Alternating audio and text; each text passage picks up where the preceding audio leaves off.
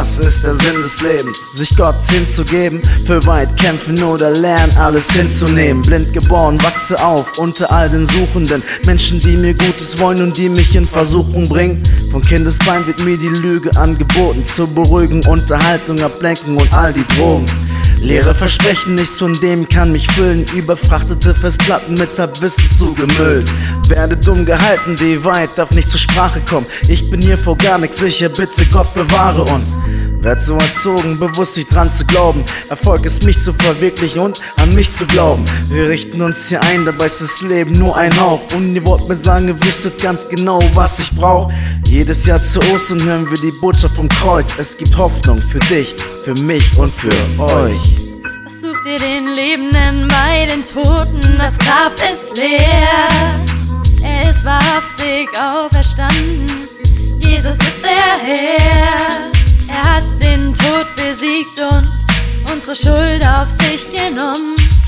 Es gibt Hoffnung nur in ihm und er wird bald schon wiederkommen. Ja, Jesus lebt. Nach Frieden gesucht, bisher keinen gefunden. Orientierungslose Seelen übersät mit Narben und Wunden. Mein Ego gefangen in Süchten und Zwängen.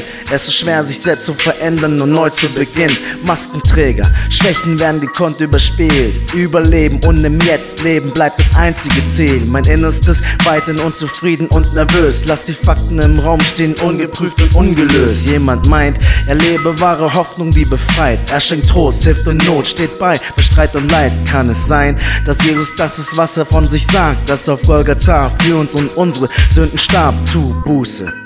Auf was warte ich denn noch? Es hat ihn alles gekostet, ich bin schuldig vor Gott. Die Gnade, die mir anbietet, ist unglaublich unverdient. Für mich unverständlich, wie sehr Gott diese Menschheit liebt. Was sucht ihr den Lebenden bei den Toten? Das Grab ist leer. Er ist wahrhaftig auferstanden. Jesus ist der Herr. Er hat den Tod besiegt und unsere Schuld auf sich genommen. Es gibt Hoffnung nur in ihm und er wird bald schon wiederkommen. Ja, Jesus lebt. Was sucht ihr den Lebenden bei den Toten? Das Grab ist leer. Er ist wahrhaftig auferstanden. Jesus ist der Herr. Er hat den Tod besiegt und unsere Schuld auf sich genommen. Es gibt Hoffnung nur in ihm und er wird bald schon wiederkommen. Ja, Jesus lebt. Wenn Jesus nicht von den Toten auferstanden wäre, gäbe es für diese Welt keine Hoffnung. Aber er ist wahrhaftig auferstanden.